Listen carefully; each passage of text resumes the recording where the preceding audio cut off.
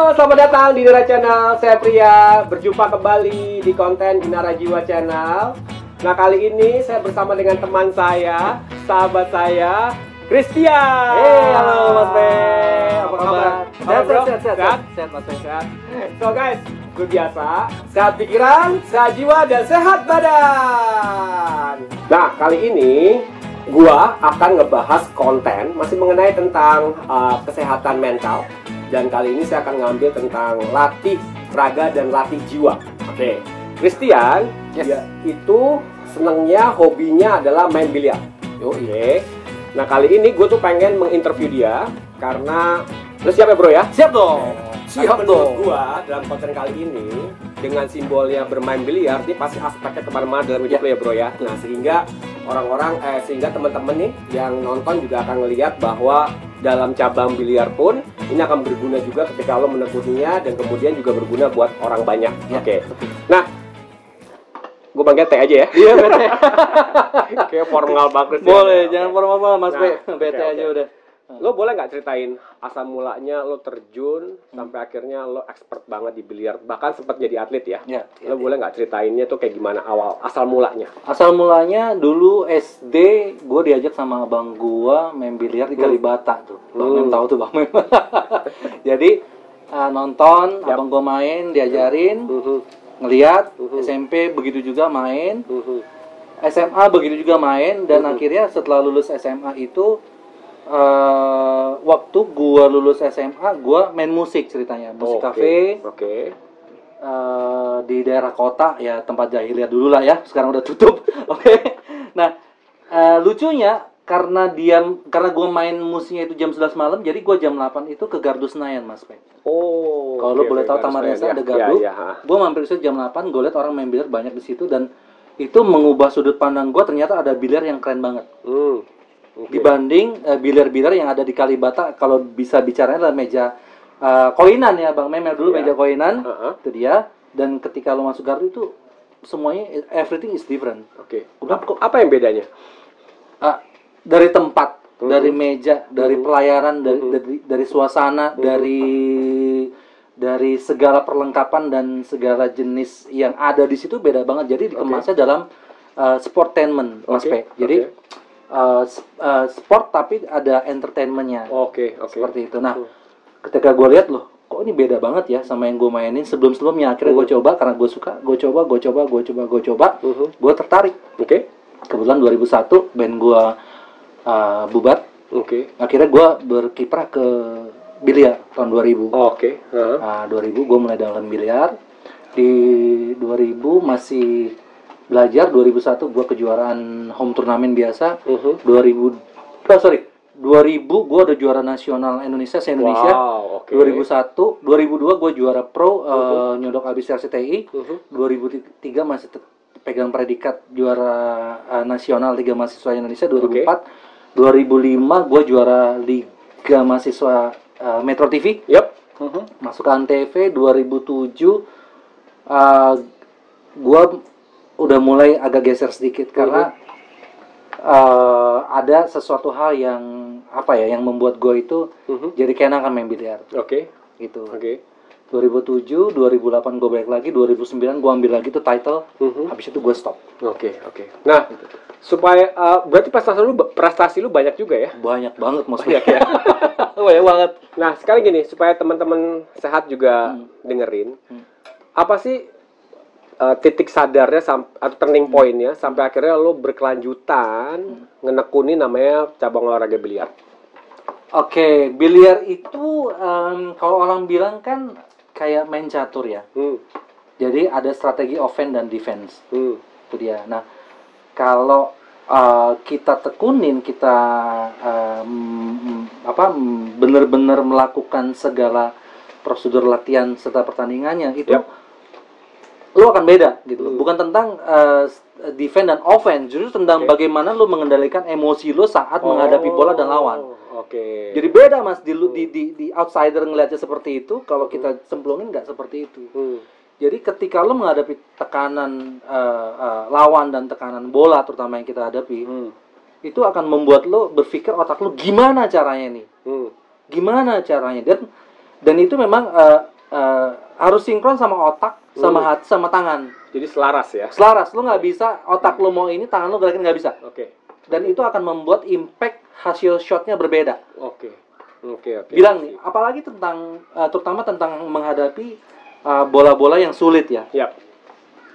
Kadang kalau gua adalah cara mengatasi bola sulit adalah gua ngelihat, gua observasi, gua melihat secara keseluruhan plusnya apa, minusnya apa. Tapi suatu lu melakukan tembakan, Yap. itu udah harus firm. Oke. Nggak boleh A dan B. Iya. A is A, B is B. Oke.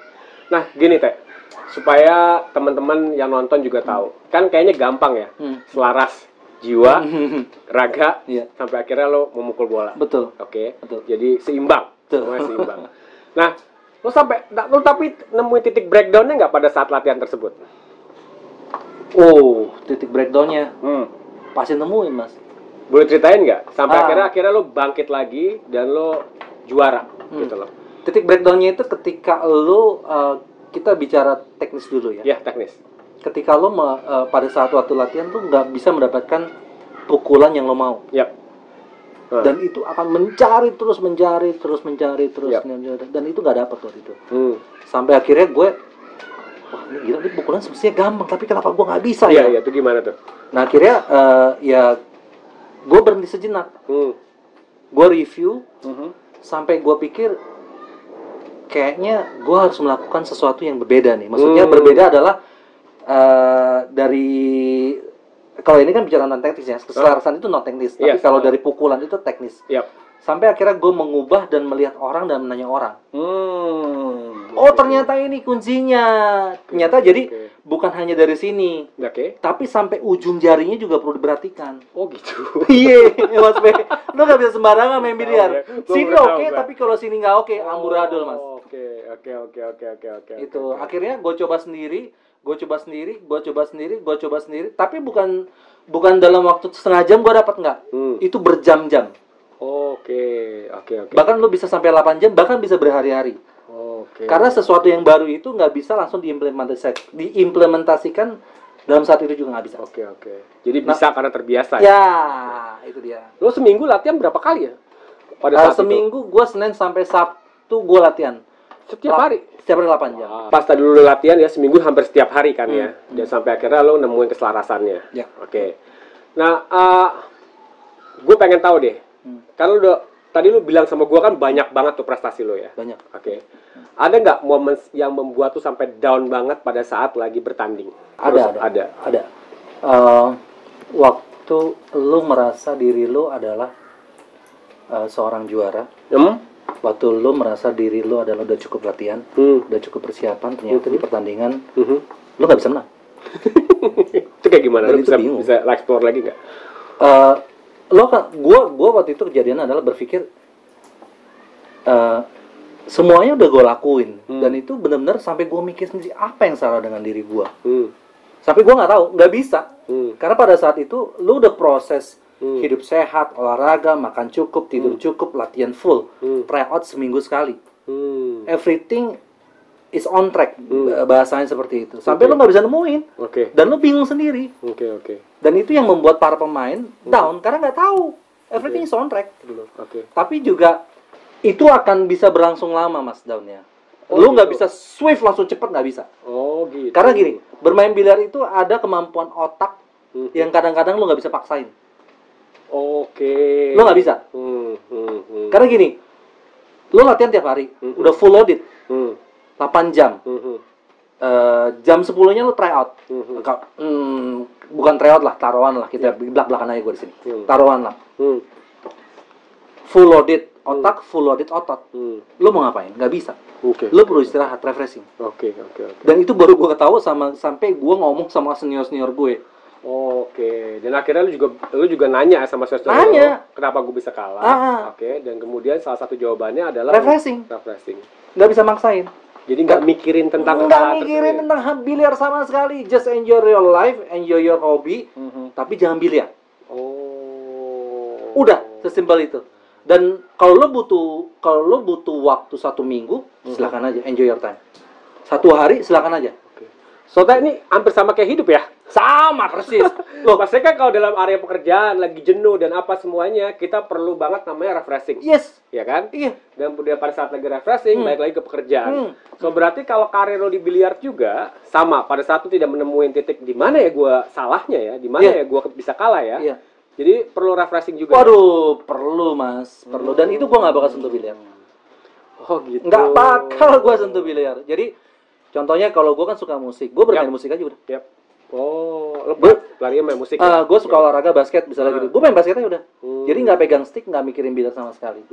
Seperti itu sampai lo kehausan lagi, lo merasa butuh gitu, udah butuh banget, nah, lo sikat lagi, nah itu beda lagi nanti timbulnya. Karena sesuatu yang sudah terbiasa lo hilangin lagi. Tapi kan kita bakal kehausan tuh, bakalan lapar tuh. Ketika lo lapar lo kasih lagi, nah itu kayak kangen gitu ya. Oke. Nah, ini menarik nih supaya teman-teman sehat juga dengerin. Tadi lu bilang ya, pada saat lu main biliar, berarti pola tidur juga masih cukup. Oh iya. Pola makan juga Pasti. Itu ngaruhnya apa ya? Gini, kalau kita bicara tentang filosofi di dalam tubuh yang sehat terdapat jiwa yang kuat, itu benar. Apa yang what you eat affect your body. What you consume affect your body. Itu ngaruh. Itu ngaruh ke emosi juga pas bertanding. Pasti. Lo nggak tidur cukup, emosi pasti tinggi. Yes. Lo nggak makan cukup, badan lo nggak enak. Lo nggak istirahat cukup, badan lo nggak enak. Lo nggak olahraga cukup, badan lo nggak enak. Dan itu ngaruh ke jiwa, ke otak. Oke, I see. Gitu. Wow, gue baru tahu nih kalau di biliar ternyata filosofinya seperti itu. Iya. Karena gue pikir ya main-main aja, yang penting Enggak. teknik gitu enggak ya. Berarti pengendalian diri tentang emosi itu juga sangat penting ya. Ya, dan yang nih gue ceritain salah satu ini paling gila. Ini momen yang terbesar sampai sekarang, kejadian itu sudah 11 tahun lalu. Itu gue masih sekarang. Iya. Gimana? Jadi awal mulanya itu gue ini di YouTube bebas soalnya ya. Jadi taruhan, apa segala macam. Iya. Waktu itu gue dapat taruhan waktu gue jadi gini, waktu gue terinspirasi sama Alex Pagula yang juara dunia tahun 2004 itu kan idola gue sampai sekarang. Gue merubah stroke, merubah cara gue mukul, dan itu butuh proses. Gue rubah, gue kalah, gue rubah, gue kalah, sampai gue pede. Akhirnya dia tawarin gue main taruhan 8 juta. Dia bilang gue udah siap. Kalau taruhan adrenalinnya beda ya? Oh beda. It's different thing. Karena gue mantan penjudi kan. Mantan penjudi, oke. Sampai dia bilang dia kalah, dia bingung kan. Karena sebelumnya gue dibantai sama dia. Karena stroke gue belum dapat. Setelah stroke gue dapat, gue yang bantai dia. Taruhan 8 juta, gue bilang kalau lo main besok sama gue 15. Bilang gitu. Oke, main 15. Kalah lagi. Siapa? Lo kalah apa? Gue menang. Lo menang. Gue menang yang kedua kali kan. Dia penasaran. Besok dia naikin, gue bilang main 50. Gocap. Tapi dia nggak sanggup, akhirnya main 30. Oke, main lah. Nah, ini benar-benar yang gokil. Gue siap, dia siap. Oke. Jadi cari 11 kemenangan, siapa 11 duluan dia menang. Kita lagi. Jebret. Dia break, run out 7 kali. Berturut-turut. Gue jadi ketinggalan 7-0, Mas. Lu ketinggalan 7-0. Gue ketinggalan 0. Gue cuma game 11 ya. Jadi game 11. Gue cuma megang stick, duduk manis sama minum rokok. Ya mati gue. Jadi menang terus 7 kali. Menang terus. Dia break habis. Dia dalam hati gue, anjing, gue salah hari kali dalam hati gue. Enggak, tapi gue yakin. Gak usah gentar. Dalam hati gue bilang gitu. Gak usah gentar, lo udah siap. Lo yakin menang aja. Akhirnya gue time out. 7-0, gue dapet 7-1. Main tuh, pak, ketinggalan lagi 9-4. Gue time out lagi, Mas. Tenangin pikiran lo. Gue selalu ngambil time out itu ketika gue merasa perlu.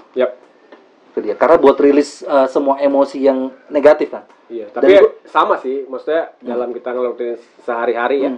Memang kita juga perlu time out kan. Betul. Dan itu gue lakuin, gue teriak, gue lepasin semua emosi, gue back on the game lagi. Ketinggalan lagi 10-7. Tapi udah mulai jaraknya udah mulai mendekat kan. Dari 7-1, 9-4, 10-7. Gue time out lagi. Gue menang 11-10.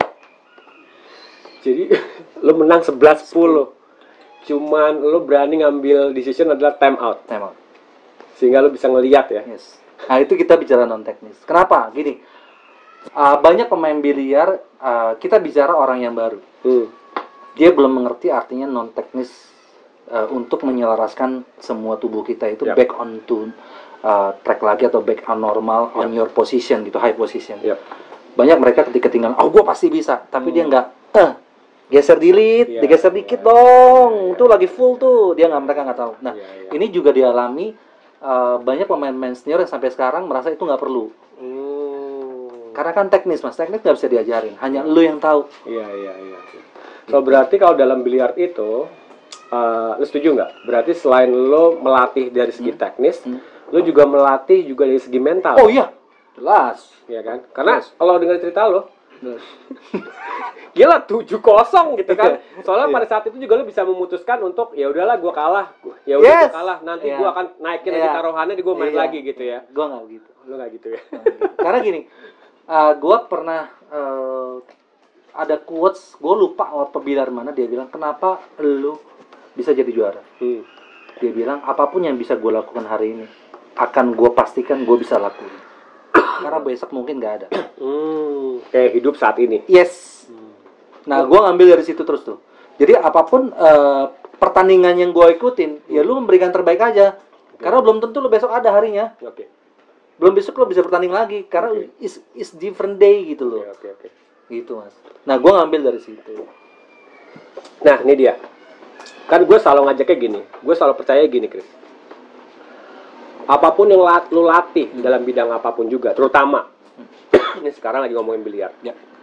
Dan kalau kita totalin kan berarti lu bermain biliar sampai lu juara itu udah berapa lama? 9 tahun. Oke, berarti kan up and down-nya banyak ya? Banyak. Tadi lu barusan cerita dari ketinggalan, lu ngejar, lu pernah time off dulu. Yang gue pengen tanya lebih dalam lagi, karena gue selalu ngebawa ini kayak teori iceberg. Ngerti kan? 20% kelihatan di atas permukaan laut. Betul. Tapi kan mentalitas tuh kedalamannya 80%, bro. Oke.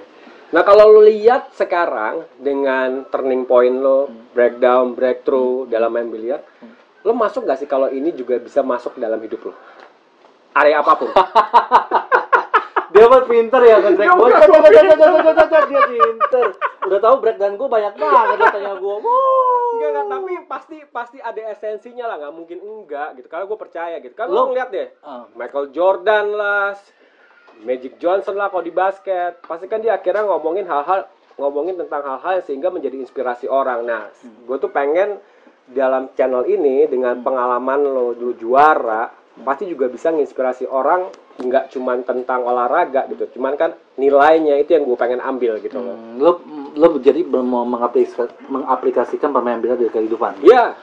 Oke. Menurut tuh masuk akal kan sebenarnya? Masuk. Jadi gini, kalau dalam kehidupan gitu orang yang bermain biliar dan punya prestasi itu orang pintar mas.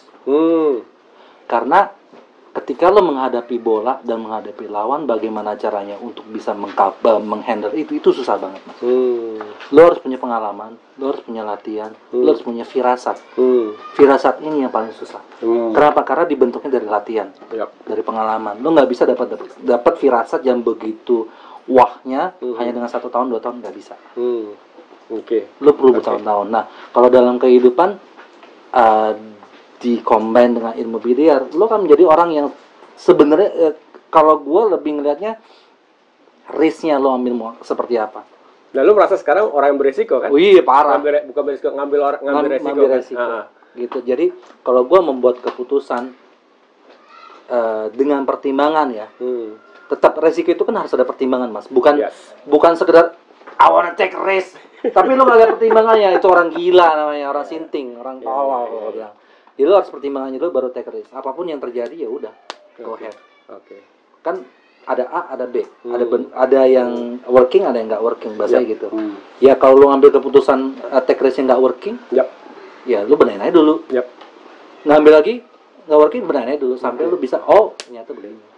So berarti lo selama menjalankan hidup sampai sekarang, berarti salah satu lo mau menjadi orang yang ngambil resiko, gitu ya, adalah dengan lo emang proses perjalanan lo bermain biliar. Yes, betul. Kan punya somai sekarang kan? punya somai. Somai kan? Lo ngambil resiko juga kan? Masa pandemi kan? Masa pandemi. So, thank you Christian. Thank you Mas Pe. Teman-teman, ini Christian. Seperti biasa, coaching conversation dari saya. Tadi Christian banyak banget yang saya highlight adalah di dalam hidup kita perlu time off. Itu benar banget, berhenti sejenak untuk melihat apa yang efektif dan apa yang tidak efektif. Dan kemudian sekali lagi bisa karena terbiasa. Oke, nggak ada yang namanya instan, semuanya mesti dilatih dan dilatih terus ya. Betul, setuju gua. Oke, sahabat sehat, sehat pikiran, sehat jiwa, dan sehat badan. Sampai ketemu.